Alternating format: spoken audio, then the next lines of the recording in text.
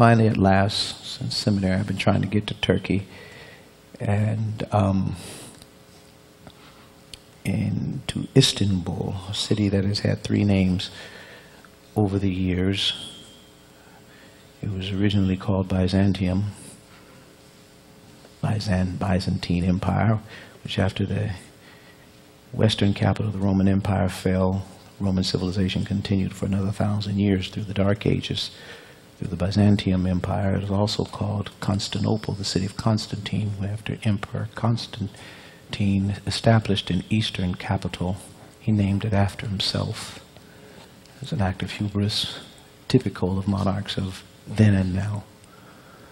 And in more recent times, it has become the name of Istanbul. Put the first slide up there, because it shows you why this city has meant so much to world history and even faith history. Here is Istanbul. It is the only city in the entire world that sits on 2 continents, because there is the European side of the city, and then there's the Asian side of the city, with the Bosphorus strait running in between, separating these 2 continents. This is the narrowest strait used for international commerce, and it connects the Marmara and the Black Sea. And it was a trade route in ancient times and even today. Put that second picture up there. And put that second picture up there. This is a picture of Sheila and I standing on the Asian side of the Bosphorus Strait. This is the European side, the only city in the world on 2 continents. Since I was in seminary, I heard about a thing called the Sophia sanctum. The Sophia sanctum was, put the next slide up there. The Sophia sanctum was to Christendom between the 6th and the 16th centuries for 1,000 years what the Vatican means to us now. In the church in the West, it was the epicenter of Christendom.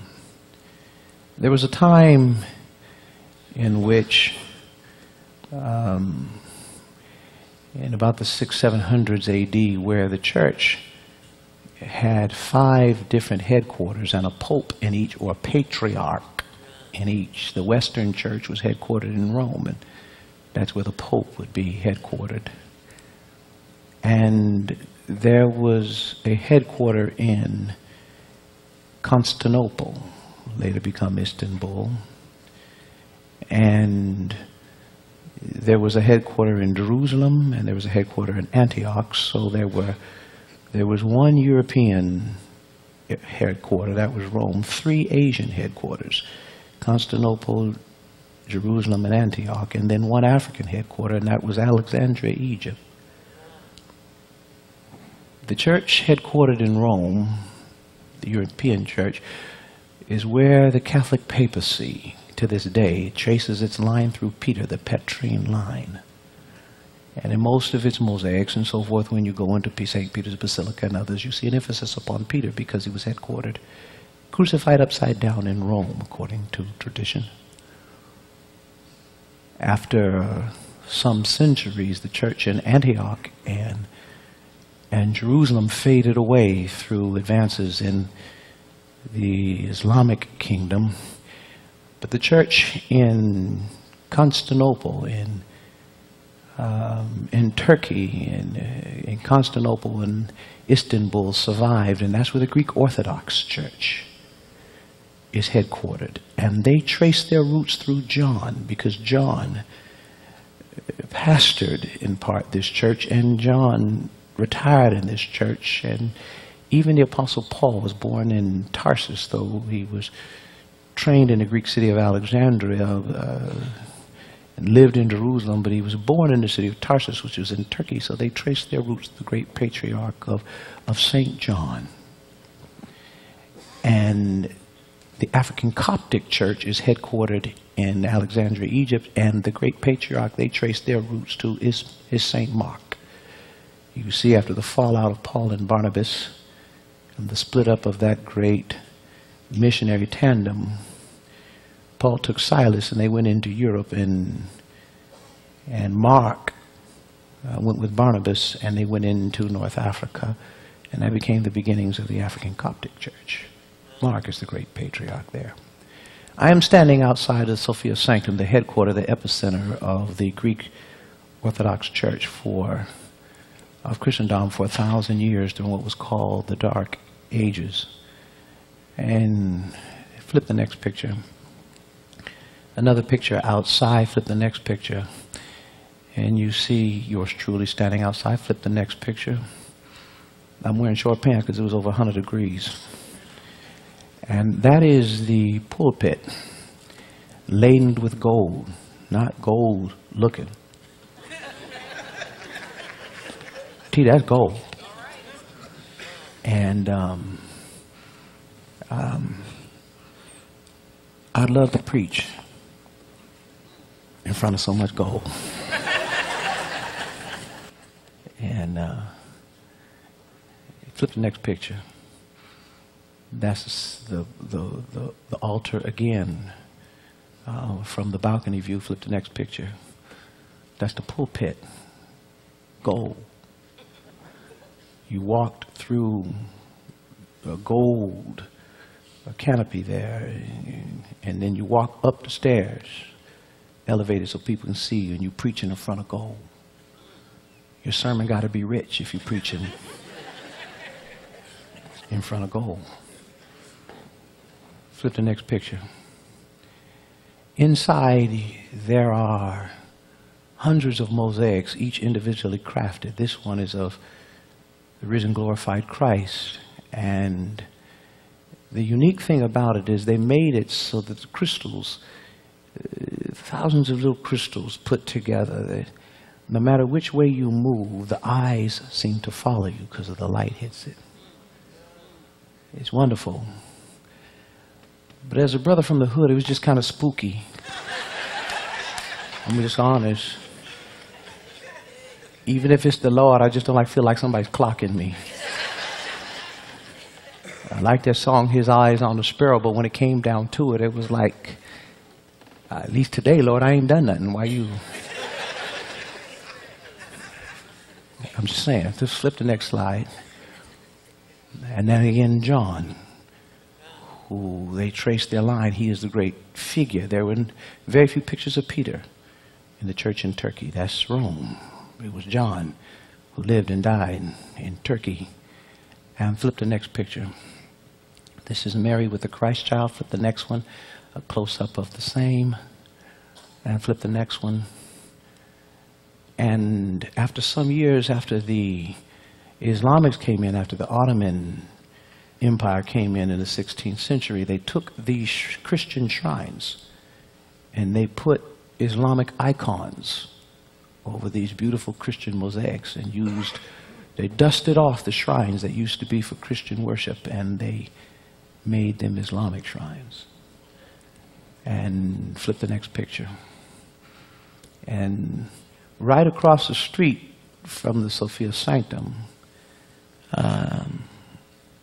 I'm giving you some background. I'm going to take my text in just a minute, but I want to put the text in the context because I don't want to function from a pretext. This is the Blue Moss, the back side of it. And it's called Blue Moss for obvious reasons. The buildings are blue. And this is the back side of it. They built it during the time of the rise of Islam, and they built it right across the street from the Sophia Sanctum, and they built it in size and scale to dwarf the Sophia Sanctum to make a statement in their minds that Islam was greater than Christianity. Flip the next slide. This is another picture of the Sophia Sanctum. In this country, sometimes we have a church on every corner. There were literally a mosque on every corner. They said there's over 32,000 mosques in Turkey, which is a 99% Islamic country. Flip the next slide. And inside there are no pews, there are no seats. You sit on the floor, you're in a kneeling position, you have a mat for prayers. And everyone has to go barefooted in your stocking feet. Shoes come off, pull off your shoes, you're on holy ground. Wouldn't you know it, some arrogant, narcissistic Westerners decided they would put plastic bags over their shoes. They didn't want to take their shoes off.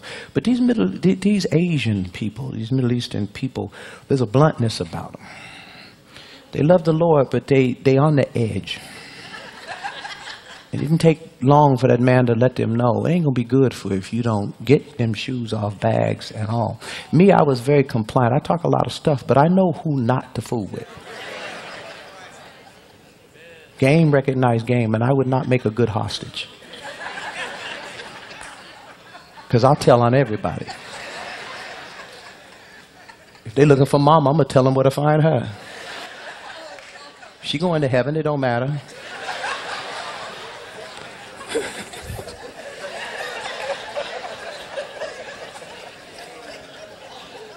I'm playing, mama.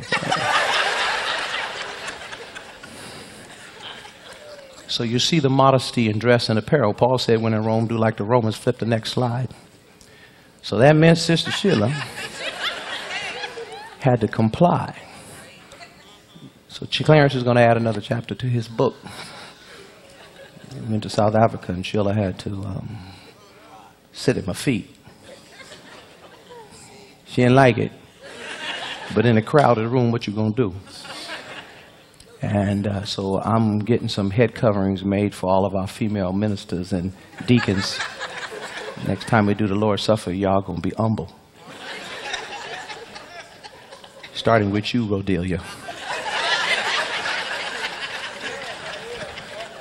We're going to drape you like a mummy. Next slide. And that brings us to this preaching series, because after we left Istanbul, we began a rigorous, a grueling 3-4 day journey to the 7 cities that John, the evangelist, writes from the island of Patmos when he was caught up, Beverly, in the Spirit on the Lord's day. And the risen and glorified Lord, whose hair was as wool, not straight. It was kinky. He needed a pick. And his skin was as bronze. And his eyes were like a flame. And his feet were shod, the gospel of truth. And his abdomen was belted with a girdle. And he carried a breastplate of righteousness. And while John was in the Spirit, he said, "Get up, John, get a pen. Write down what I tell you." The Bible teaches us that the risen and glorified Lord, that he, from the time of his ascension after his death and resurrection, in 40 days we walked among us providing infallible proof that he in fact had been risen. And once he ascended up into the heavens, until that time that he returns, announced with the trumpet blast from the archangel Gabriel, who's just practicing until he gets instruction from the throne to do the real deal. And as the songwriter said, he'll put one foot on the cloud and the other on the earth. And with a blast of the trumpet, songwriter said, the clouds will be rolled back as a scroll as the trumpet sounds, and the Lord shall descend, and even then it'll be well with my soul. Until that great day of the Lord's return, he has a seated assignment to sit at the right hand of the Father.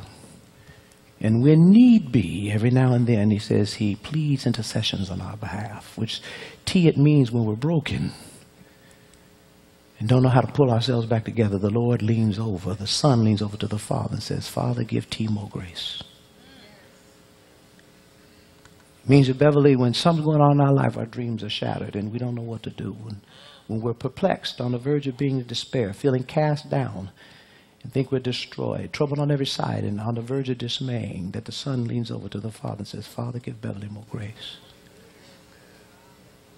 It means that those who go to celebrate recovery, trying to get over hurts, hang-ups, and habits, who have reached the bottom and don't know how to move from bottom, the higher ground, that the Son leans over and tells the Father, "Father, give him more grace." He has a seated assignment until the trumpet blasts. But there are two times in the New Testament where there were matters of such urgency that the Lord, with a seated assignment until he returns, interrupts his good rest that he so greatly deserved and earned after he paid it all. There are two times when his seated assignment is interrupted and he stood. The first of the two was found in Acts, the 7th chapter, when Stephen is martyred. Stephen, you biblical readers know that he was one of the 7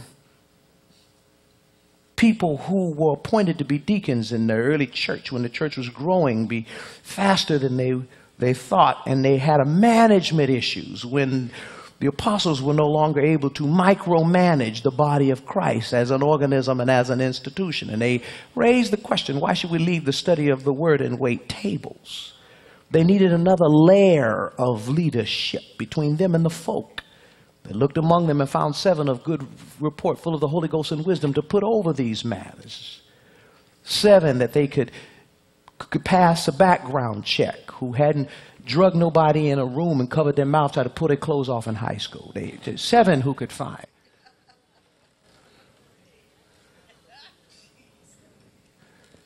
a background check to put over that business. And one of them was Stephen. And Stephen, like Philip, who would preach a revival down in the Gaza coast, quickly went from helping to heralding and began to preach the gospel. And as he preached the gospel, he aroused the ire of those who had rejected Christ, which was the majority of Jews. The scripture had said he came into his own, and his own received him not. The majority of the opinion was Jesus was a false prophet, another would-be Messiah who was rejected by his own. But to as many as received him, to them gave he the power to become the children of God, even to them that believe on his name. That's the prologue to this same John's gospel. And so as Stephen went to preaching, the mob aroused about him, surrounded him, accosted him, and picked up stones, a preferred Jewish method of execution, and they bludgeoned him. And with a spirit of Invictus, he went to his death, head bloodied but unbowed. He didn't try to dodge the blows, escape the blows. He didn't beg them to stop. He chose instead the glory of emulating our Lord's very death himself, who said from the cross as he took the nails and the spike and the thorns, saying only, turning his face heavenward and flinging these words at his Father, Father, forgive them, they know not what they do. And now in his effort even to the grave to be faithful unto Christ, to emulate the manner in which he surrendered gracefully and freely his life as a testimony, he said, Father, charge it not to their account. He fell to the stones and went to the sleep of death. And there was one in the periphery, Saul of Tarsus, who would become Paul the Apostle, who had stirred the crowd with sleight of hand. He had set this thing up, holding the coats with a smirk and a sneer as they carried out his dirty agenda. But in watching the way he died, it convicted him till his own conscience exploded on Damascus Road 2 chapters later. But when Stephen died, the first martyr in the church, our Lord interrupted his seated assignment and his good rest well deserved. And it says that he stood to receive the soul of Stephen as it departed his body. The Lord stood. Blessed, finished are they that die in the Lord. Though they are dead, yet shall they live again. God stood for the one who's faithful. That's worth standing. But there's a second of only 2 times where the Lord is recorded to interrupted his seeing assignment when he stood. And that is here in Revelations.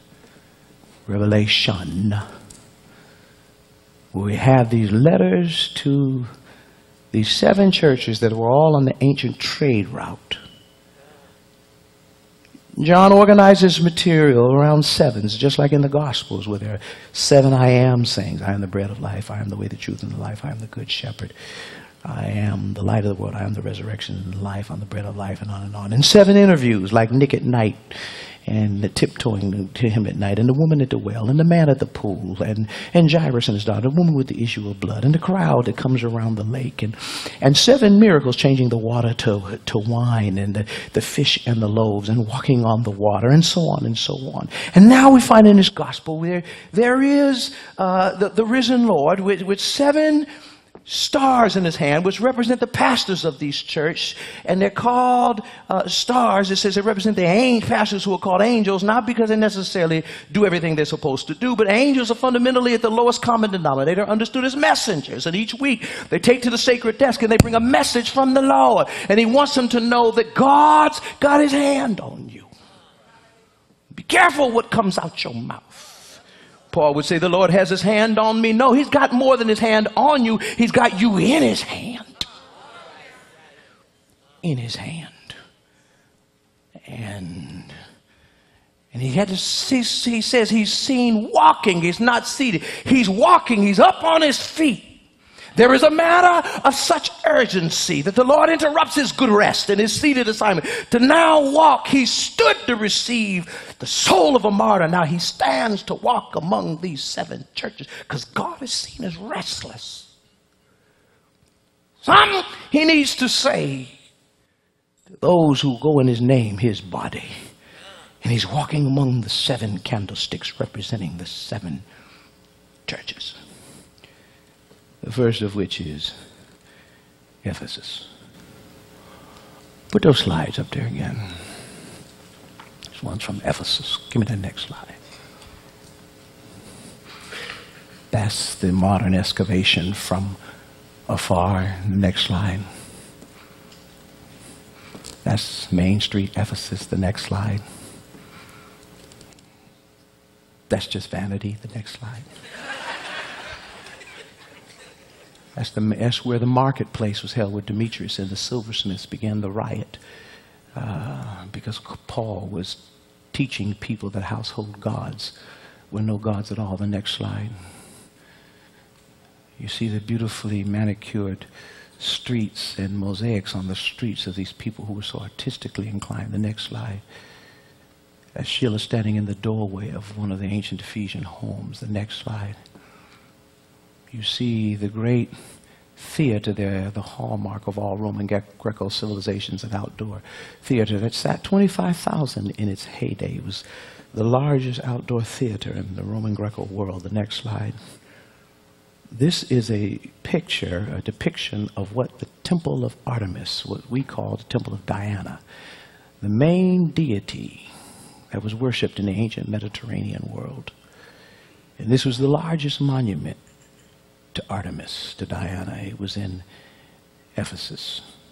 People came from all over as Muslims go to Mecca, a pilgrimage at least once in their life, and Jews go to the Temple Mount.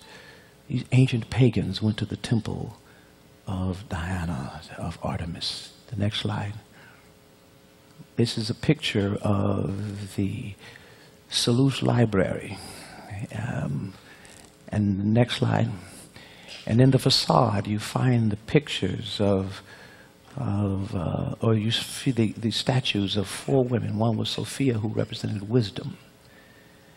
The next one, Arete, who represented personality, to have a sense of presence, to be able to change the climate of a room just by the imposition of personality. The next slide.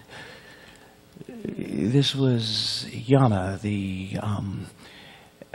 who represented skill and excellence. And the next slide. Next slide.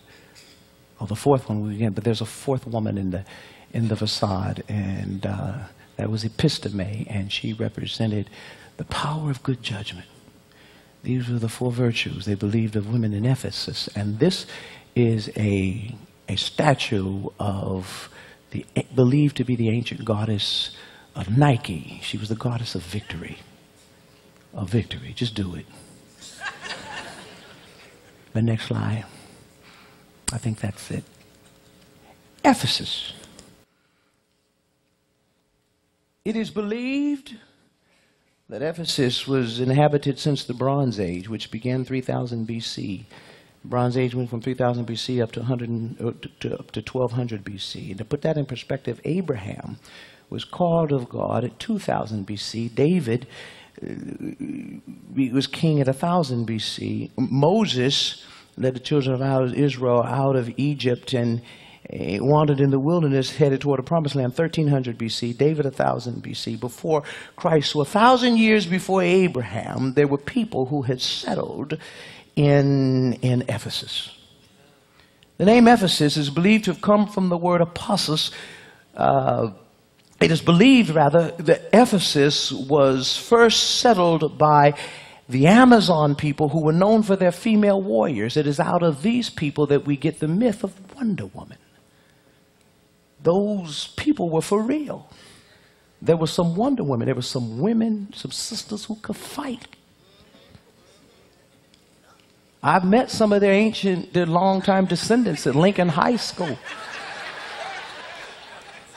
Them girls that came out of McElvey, and now I know what to call them.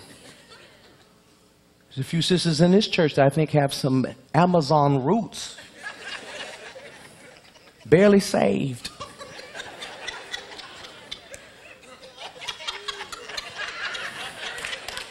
The word apostos means goddess. It means mother goddess, watching over. Throughout its history, Ephesus has the distinction of being the most progressive society known in the world in terms of women's rights. Women had the same rights as men at the law. They were equal in every aspect. They're able to function independent of men as sculptors and artists and business people and politicians and shopkeepers and public servants and scholars. In an otherwise misogynist world where women were subjugated even by religious code, Ephesus was a place where progressive winds blew in terms of the role of women. Founded by fighting women, looked over, they believed, by female deities. Victory found in Nike, the woman who could just do it, just get it done. And the facade where women of virtue, the great library, the intellect of the women who brought wisdom and personality and judgment and excellence.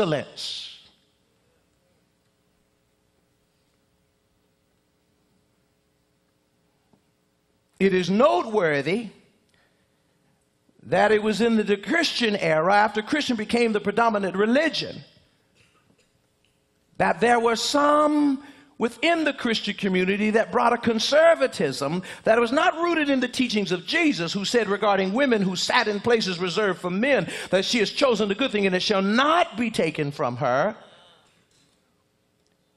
It is noteworthy that there were other Christians who brought a conservative social ethic that was rooted in Aristotelian philosophy. Aristotle, who had been the teacher of Alexander the Great until Alexander was 16 and then began his military rampage and had the greatest, the broadest empire ever known to man, till the Romans eclipsed him and claimed all the lands that Alexander once had. But he went everywhere teaching Aristotelian thoughts and philosophy about gender and men's and women's roles. And it was Aristotle who used to say, thank God that I'm a human and not a beast, and a man and not a woman, and a Greek and not a barbarian. And he defined a barbarian as anyone who didn't speak Latin. So if you don't speak my language, you're a barbarian. Jewish rabbis would pick it up, influenced by Aristotelian thought. Not so much by the Hebrew scriptures, but the Aristotelian thought bled even into the temple, and Jewish rabbis started beginning their prayer. Some conservative sects even do it today. They say, Lord, thank God I'm not a woman or a Gentile.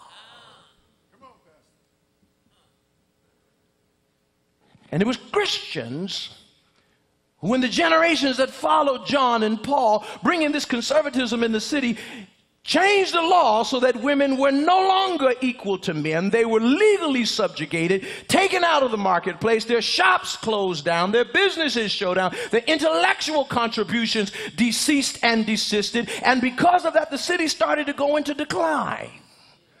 There was an economic impact of not having the engine of women's business. There was an intellectual impact of women's intellectual contributions not being made and social contributions not being made. And it's not the first time or the last time that Christians, that while they advance the cause of Christ and save souls, that bleeding into it was some other stuff that we didn't get from Jesus, that we passed off as Christian, and it was really male dominance, misogyny, white supremacy, whatever it was. It had nothing to do with Christ. Anything that motivates a backward advance is not from Christ, who's pressing on the upward way. There's a brand of Christianity today that wants to take us backward on everything. Backward on women's rights, backward on women being able to control their own reproductive systems. So backward that now they don't even want to investigate if there was a crime. 35 years ago, so was Bill Cosby's.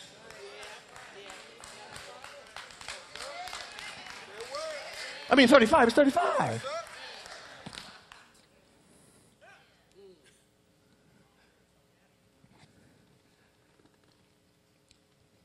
Strange, a brand of Christianity that will defend guns but fight health care.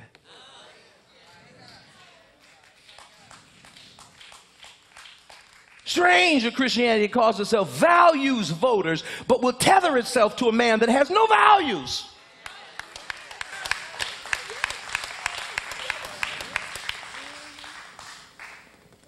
Not the first time, but the last time.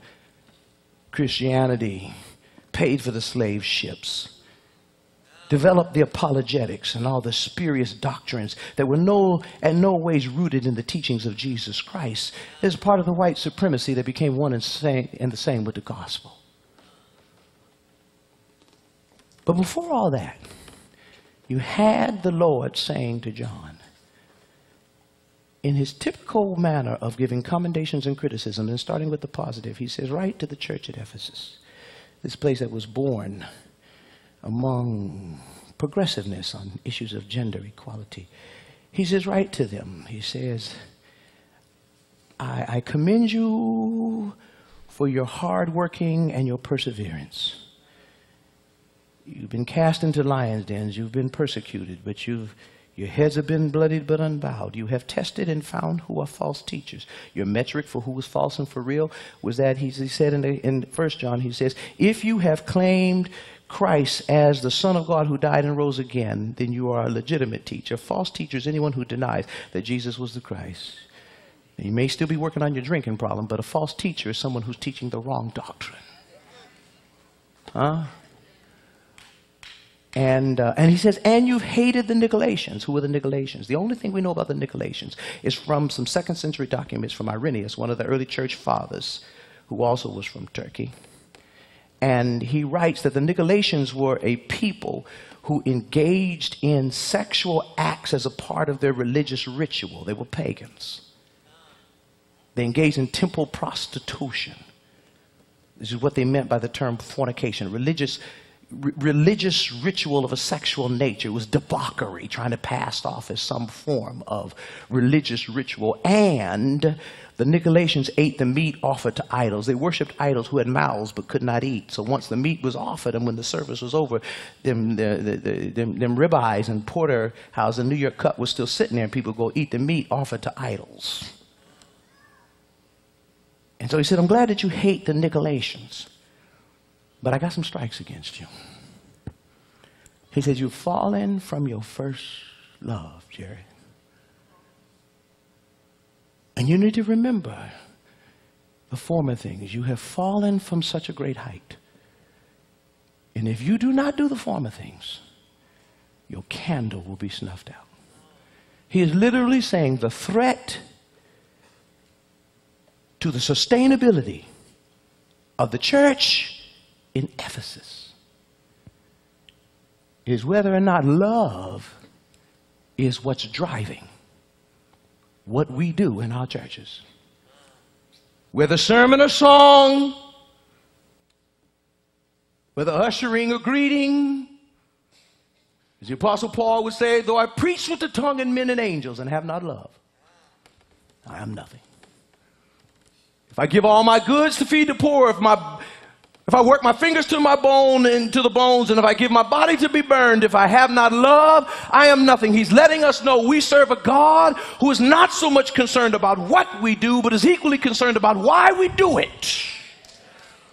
People look on the outside, and sometimes we're impressed and overly impressed, and sometimes fooled by what we do on the outside. But God is concerned about what's driving us on the inside. It's not what a man is driving or a woman is driving. It's what's driving the man. And it's not what the church is driving. It's what's driving the church.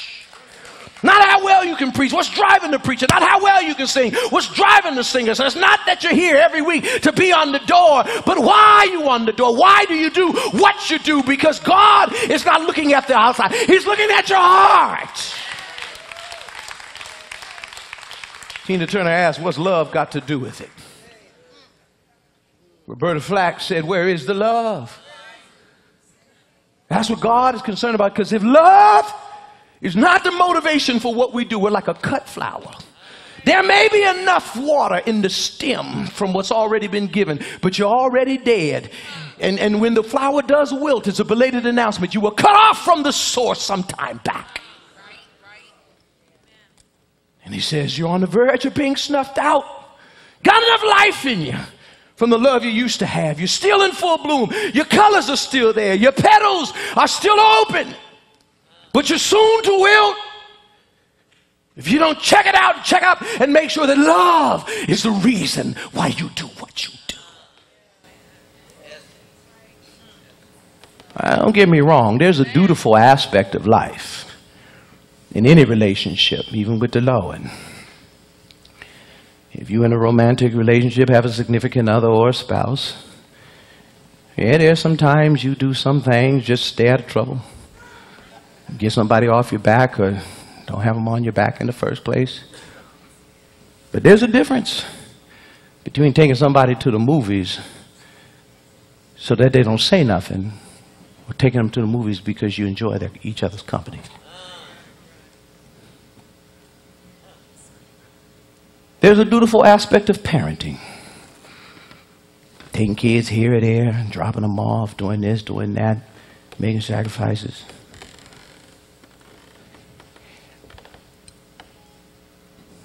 I remember when several times my mama beat me within an inch of my life. Deservedly. And then tell me, now go on upstairs and wash your face. Come on down here and get something to eat. She didn't feed me because she felt so in love with me in the moment. She fed me because it was still her legal responsibility that I ate. It's very clear from the tone of her voice. That's the only reason why I had any food that night. Oh yeah, there's a dutiful aspect of it. There's even a dutiful aspect to do for our service of the Lord. Sometimes you don't feel like Arthur got one leg right, it's got the other. It's been a long day, traffic is crazy. But you on duty tonight, so you rise to the level of duty. But if the only reason why you ever do anything for your kids is because you have to, is it any wonder why they start doing drugs? Is it any wonder they become sexually active, looking for love in all the wrong places? Because all you do is bark at them instructions, but you never convey to them the joy that you have in being their parent, and never give them the sense that they are a gift to you. And this is a privilege for them to be your child, warts and all. So he turns to the church. There's a dutiful aspect to our labors for the Lord. But those labors will soon wilt and die if at the end of the day, it's not about our love for the Lord. And I contend for you today, so many people talking about church hurt and church hopping and folks leaving. If you hear because you got a letter from me, an email from me, or somebody saw you in the store and say, we ain't seen you later, so you figured you might as well show up, or you got to come to church, or she ain't going to go out with you no more because you know she's looking for a church man, so you're at least going to fake it till you get her down the aisle, then the real you going to come out, and she's going to be another Sunday morning widow. Come on, somebody. If you're doing it because you're trying to make sure you can vote at the annual meeting, so you know you got to show up, give at least $1 so that your name name is on the books and all of that, then I come to tell you that's why when you start leaving the church because you mad with them, it's only a belated announcement. Sometime back you left him. Because the residual effect is that when our love cools with him, we start getting irritated with them. See, when love is driving you, you can get tired in the work, but you don't get tired of the work. Have I got to wait? When love is driving you, you get tired in the relationship, but you don't get tired of the relationship. When love is driving you, you can get tired in working with your child, but you don't get tired of your child. When love is driving you, I can get tired in ministry, but I don't get tired of ministry. When I get tired of ministry, it's because something's wrong in my relationship with the one who called me to ministry and has me in his hand. What does love have to do with it? I didn't ask you how much you gave in tithes and offering. Why did you do it? I didn't ask you how many ministries you're in, but why you are in the ministries. I didn't ask you what your attendance record is. I'm asking you, why do you do it? I can't judge your heart, but there is one whose eyes are like flame, who can see in the dark, unlit crevices of your heart. And that's why David said, let the words of my mouth and the meditations of my heart. He's not impressed with the what, he's looking at the why.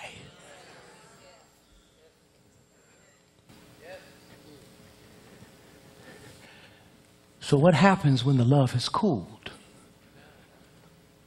How do we get back to that lofty place that we've fallen from? But the Bible also teaches us from Genesis to Revelation, Phyllis, that, or Ida, y'all look the same. And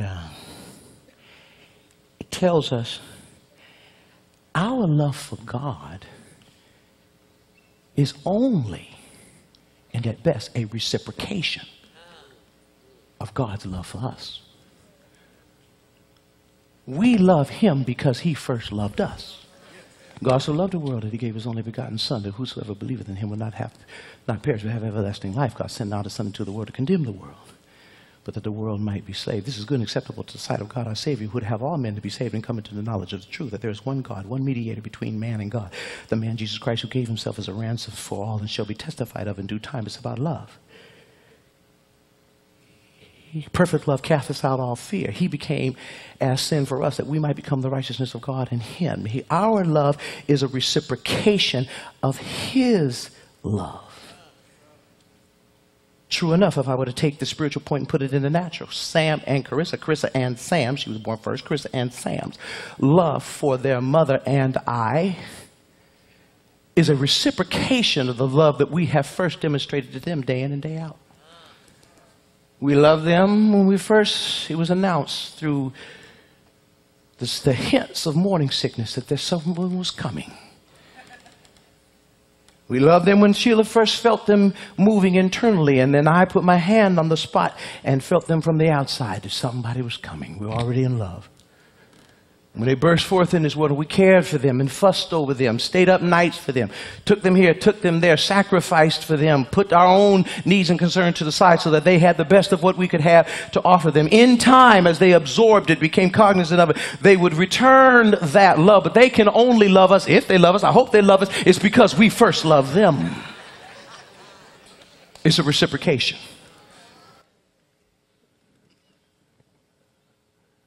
And our love for God is a reciprocation of God first loving us. And the problem is sometimes our love cools because even though it's a truth that God loves us, sometimes we're not mindful of that truth. Sometimes it's not a matter of truth, it's what you're mindful of. I had a family therapist once say to me, he says, now I've taught you all the truth. He says, now leave here and go forth mindful of what you know. Which means that sometimes falling back in love with God simply is a matter of thinking about how deeply invested you are to God. That's why David said, when I think of his goodness. Oh, y'all didn't hear me. After David, a man declared after God's own heart, so in love with God, that David danced till his clothes came off, so in love with God, Samuel said, that's a man after God's own heart. And yet, a man after God's own heart still had it within him to commit adultery and murder to cover up his crimes. I come to tell you, even after we're saved, we're still a monster in flesh. That every day our prayer needs to be the same. Lord, never leave me to myself, lest I fall and go astray. And when David had hit rock bottom, the man after God's own heart, who became a monster on the loose, and he was indicted by the prophet, it says, thou art the man. Then David realized something was wrong. He had gone cool on God, and he had to start sit down and thinking about how God purged him with hyssop. And he started thinking about how God saved him in spite of himself, had been better to him than he had been to himself. And David said, when I think of his goodness and all he's done for me, then my soul cries out, hallelujah. My praise is rooted in an attitude of gratitude. David wanted us to know that his worship was not some drudgery. Nobody had to call him. He didn't need no emails. He didn't need a phone call from his connections leader. David said, one thing I've desired of the Lord, and that I will seek after all the days of my sick, ragged, sin-sick life, that I may dwell in the house of the Lord and behold the beauty of the Lord and inquire in his temple. I come to tell you, when you sit down and think about what God has done for you, you know what you drink, you know what you smoke, you know who you hung around with, you know what bed you laid in, you shouldn't have been there, you know how you spent your money at the casino, you know what you didn't do for your family, you know the lies you told, you know the things you said you never do, but you did, the things you promised you do, but you left undone. And yet in spite of all of that, God still sent goodness and mercy to follow you all the days of your life. Why you need an email? Why somebody got to call you? When the doors of the church swing open, you ought to be glad. You ought to be running around. You ought to be jumping on your feet because you realize God has been good to me. How can you not love him back?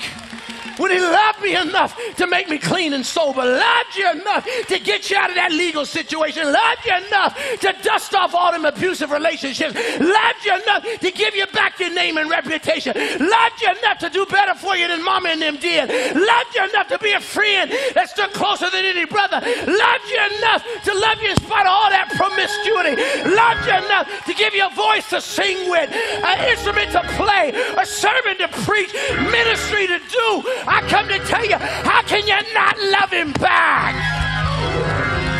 Come on, tell somebody I love the Lord because he first loved me. You can't make me doubt him. I can't live without him. Come on, somebody. Tell somebody right now, you don't know like I know what the Lord has done for me. You don't know what he raised me from. You don't know what he healed me from. You don't know what he brought me from. You don't even know what I'm still trusting him for. Say yeah! Say yeah! Say yeah! Hey!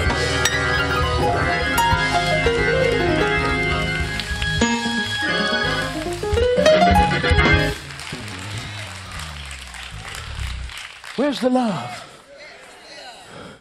Your candle is about to go out. His ministry, New Beginnings, will not last if after all God did for us in that cafeteria through a great recession with black folks with double-digit unemployment, and he still raised us from the ashes.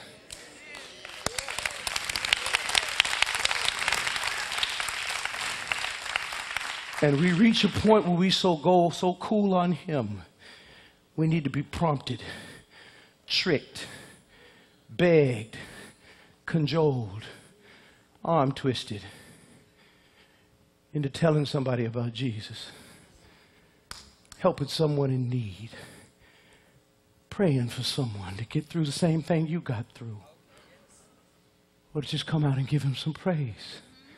Thinking and thanking go together.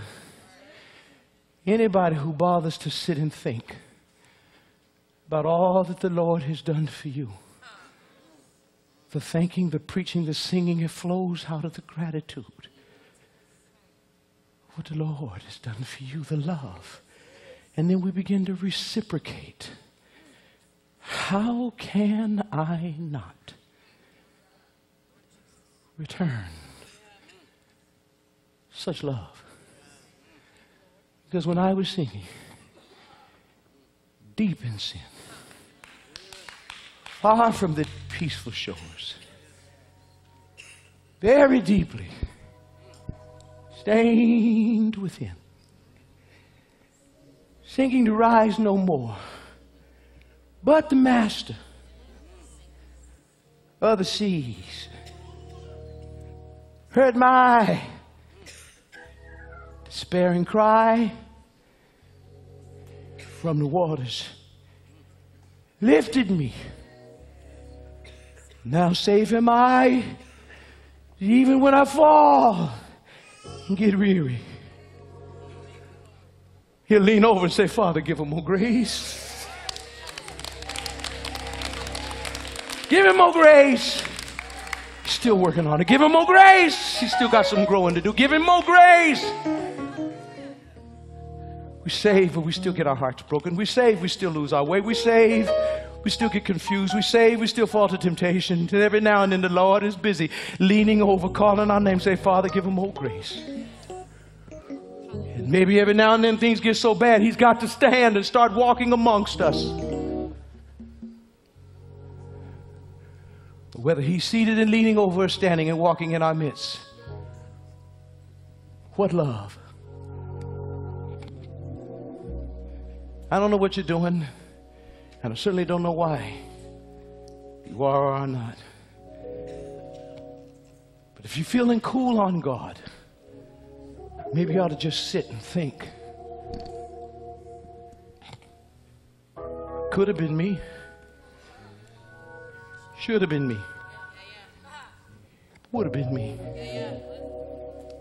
But for the blood. Don't that hit you? It could have been me. Should have been me. Would have been me. But for the blood.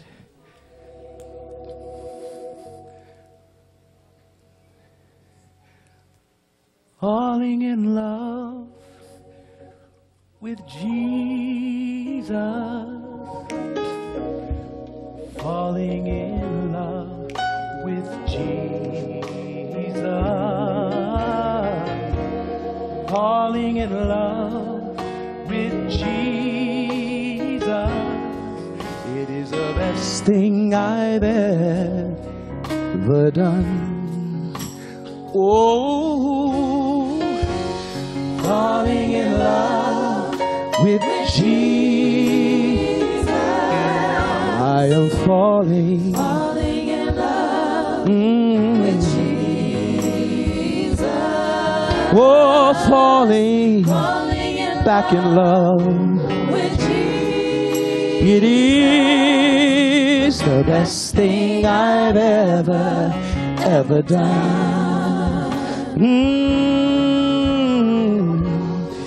In his arms